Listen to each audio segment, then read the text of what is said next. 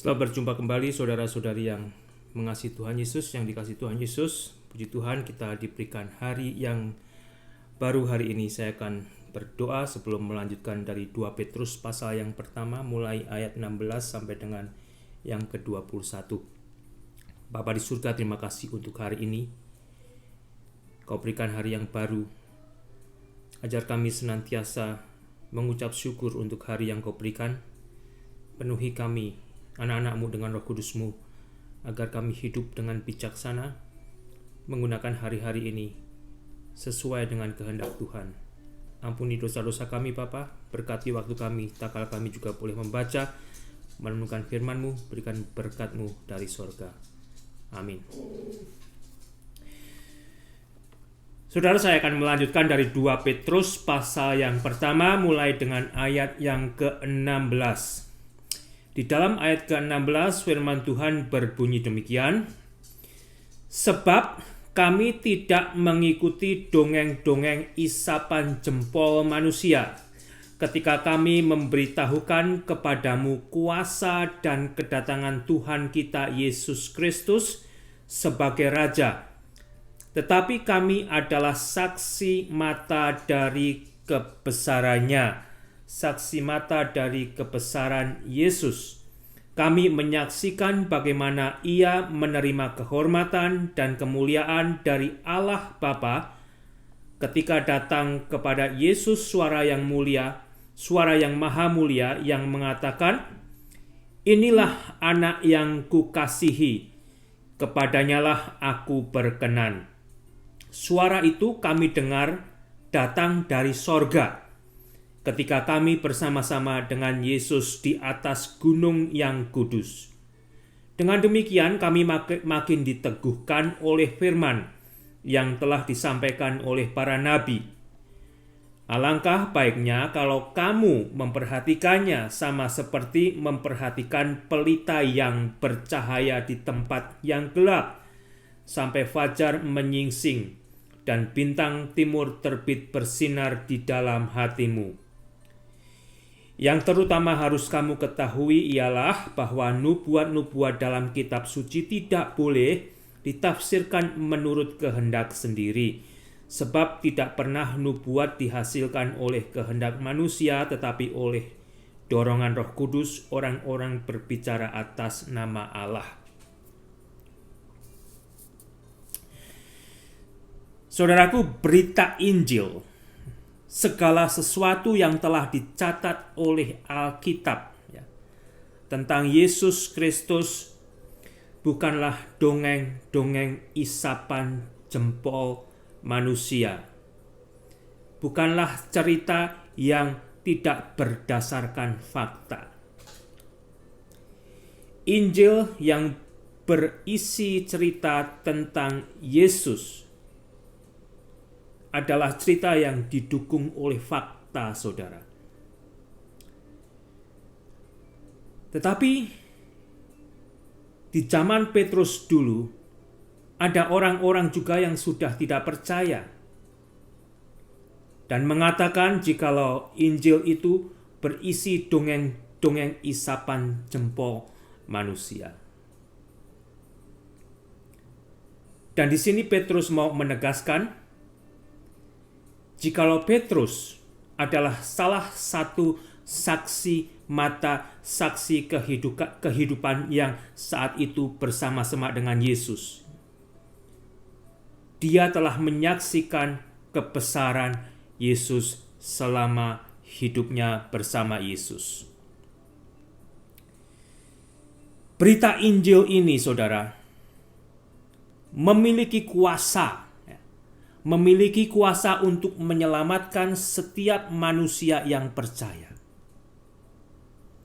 Alkitab telah mencatat tentang janji Allah akan kedatangan Yesus.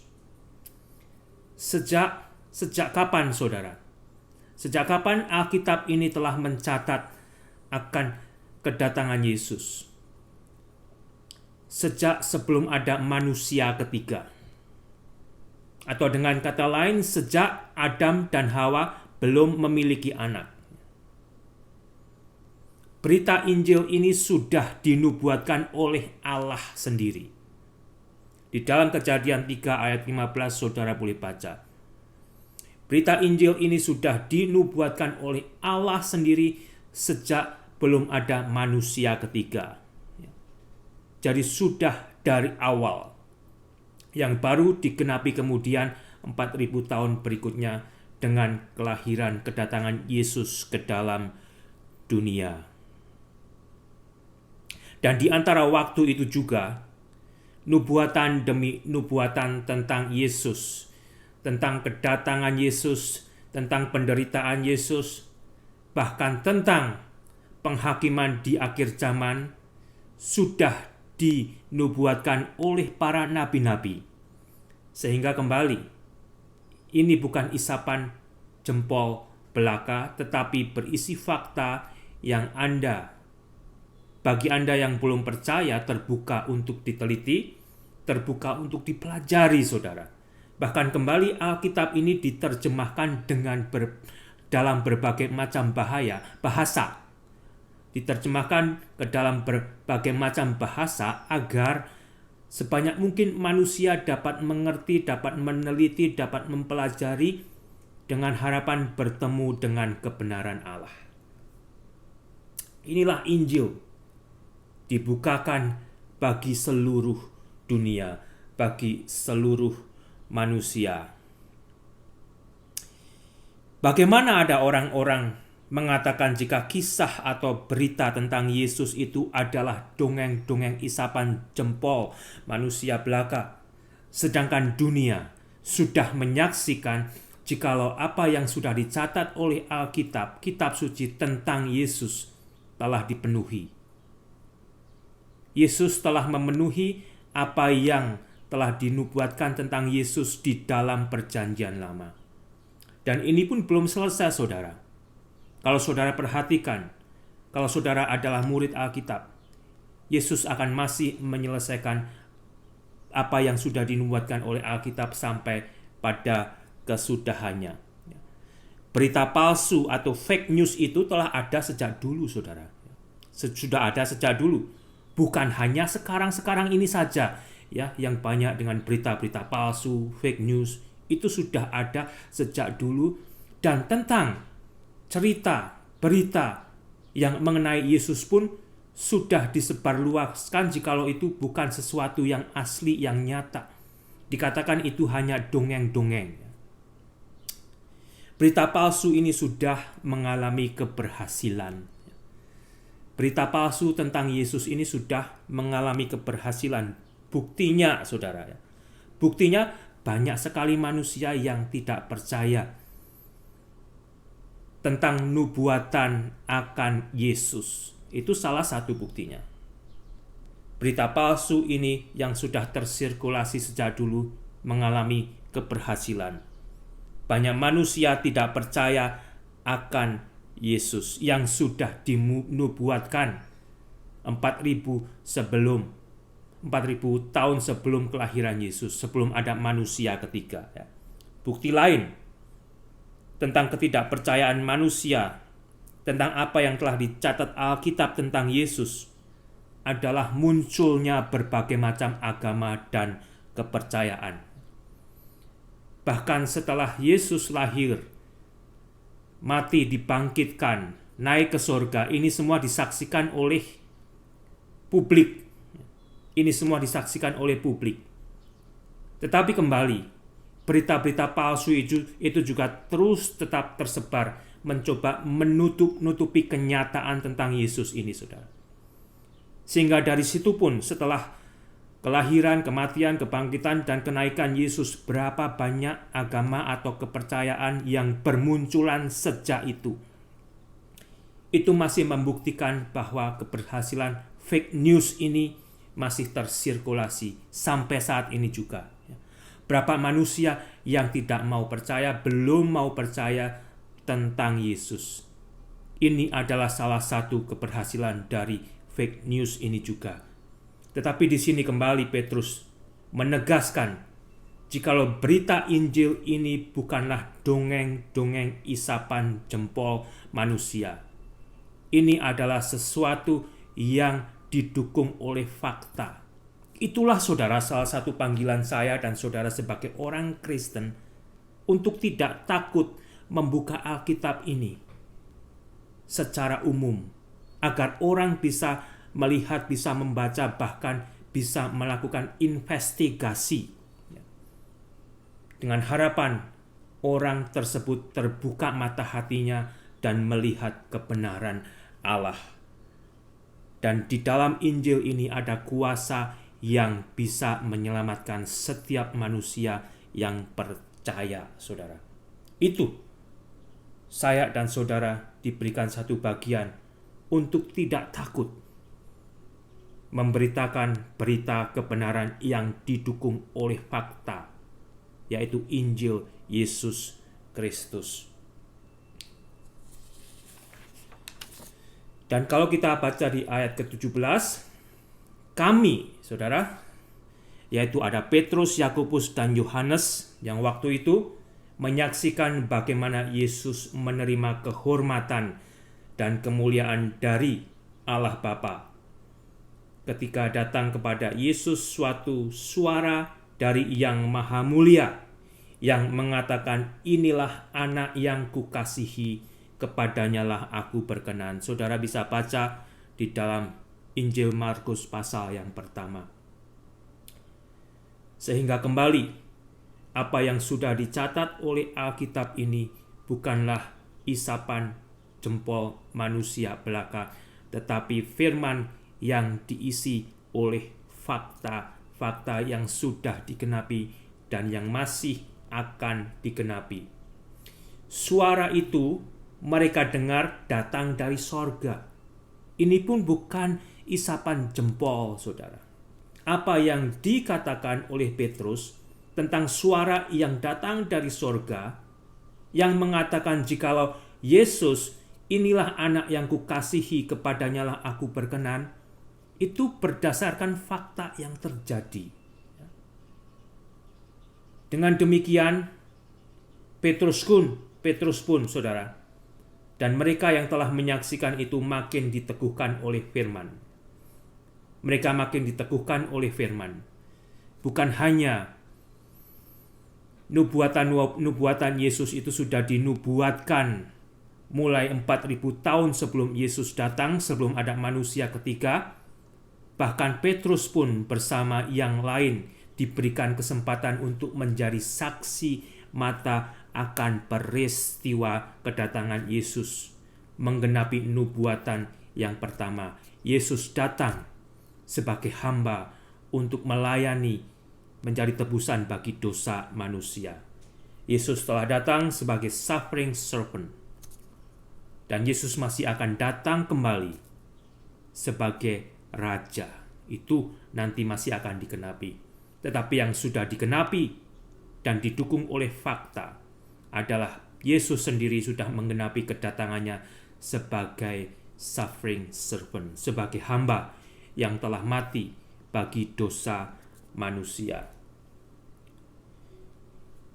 Sehingga dengan demikian, saudara, biarlah saya dan saudara pun membaca Alkitab ini semakin diteguhkan dan semakin menyadari kalau Alkitab ini itu didukung oleh fakta dan akan masih didukung oleh fakta yang akan digenapi. Firman Tuhan ini adalah firman yang hidup. Buku ini, saudara, Alkitab ini buku yang mati. Tetapi kalau saudara memperhatikan isinya, di situ ada kehidupan. Di situ ada kisah, ada sejarah kehidupan manusia.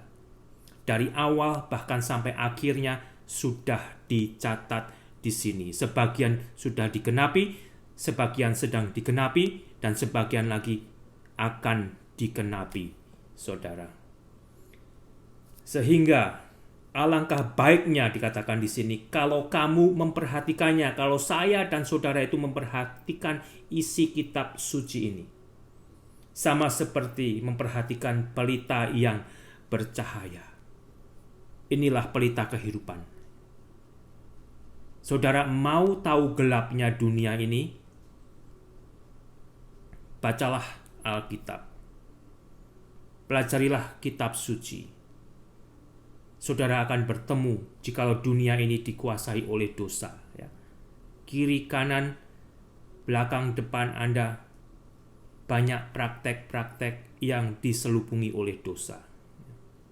Perhatikan baik-baik Alkitab ini, sama seperti memperhatikan pelita yang bercahaya di tempat yang gelap.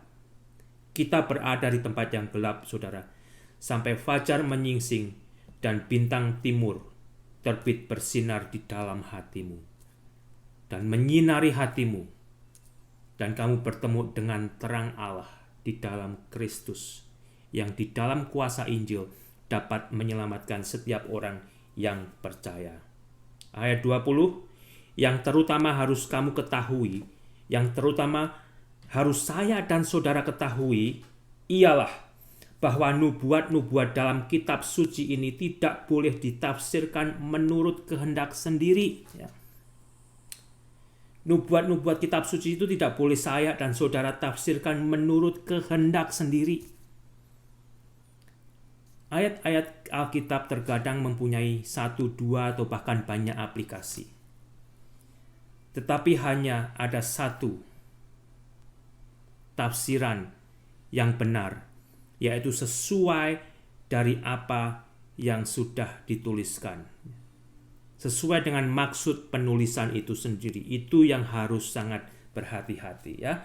Oleh karena itu, kita diingatkan agar nubuatan-nubuatan kitab suci itu tidak boleh ditafsirkan menurut kehendak saya dan saudara sendiri.